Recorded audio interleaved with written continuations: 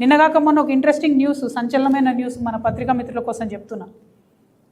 మెదక్ ఎమ్మెల్యేలు అందరితో కలిసి హరీష్ రావు గారు మీటింగ్ పెట్టుకున్నారు.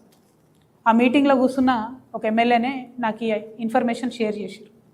ఏమని, ఎన్టీ రామారావు గారిలాగా కేసీఆర్ గారు కూడా గొప్ప మనిషి, కాకపోతే ఆయన కొడుకుకి వారసత్వం లేదు, కాబట్టి బీఆర్ఎస్ పార్టీ నాకే వస్తుంది, మనం మెదక్లో అన్నీ కూడా గెలుచుకుందాము, తర్వాత బీజేపీతో అగ్రిమెంట్ పెట్టుకుందాము అని చెప్పి వారు స్పష్టంగా చెప్పినట్టుగా ఎమ్మెల్యే గారు నాకు చెప్పడం జరిగింది.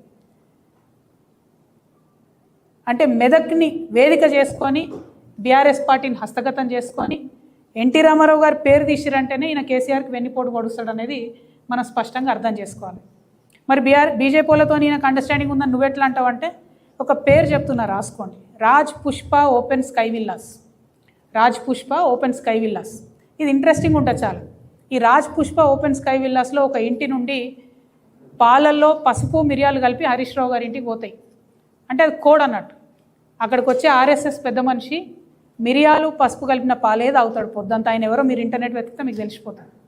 ఆ పెద్ద మనిషి ఆడికి వచ్చిన రోజు హరీష్ రావు గారి ఇంటికి పాలు పోతాయి అన్నట్టు. పోగానే హరీష్ రావు గారు ఆయన కార్యక్రమాలను బంద్ పెట్టుకొని ఆ ఇంటికి పోతాడు. అక్కడ ఆర్ఎస్ఎస్ పెద్ద మనిషితో పలు దఫాలుగా మీటింగ్ జరిగింది. ఈ టోటల్ అండర్స్టాండింగ్ ఏంటంటే బీఆర్ఎస్ పార్టీని హస్తగతం చేసుకొని వెన్నుపోటు వచ్చే రాజకీయం.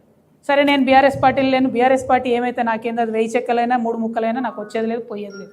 కానీ ఇక్కడ హరీష్ రావు గుంటనక్క అనేటటువంటి వ్యక్తి యొక్క వ్యక్తిత్వం తెలంగాణ ప్రజలకు తెలవాలి కాబట్టి చెప్తున్నా. ఉన్న పార్టీని, ఉన్న ఇంటిని, తిన్నింటి వాసాలు లెక్కబెట్టేటటువంటి వ్యక్తిత్వం. మంత్రిగా ఉన్నప్పుడు ఆ పవర్తో చేసినటువంటి అవినీతి పరుడిని ప్రజలకు మళ్ళొకసారి నేను గుర్తు చేస్తూ ఉన్నా. ఇటువంటి అవినీతిపరుడు, ఇటువంటి వెన్నుపోటుదారుడు ఇప్పుడున్న ముఖ్యమంత్రితో వీళ్ళిద్దరికీ లాలుచి. అంటే ఎటువంటి రాజకీయాలను ప్రోత్సహించాలో దయచేసి తెలంగాణ ప్రజలు ఒక్కసారి ఆలోచన చేసుకోమని నేను కోరుతున్నా.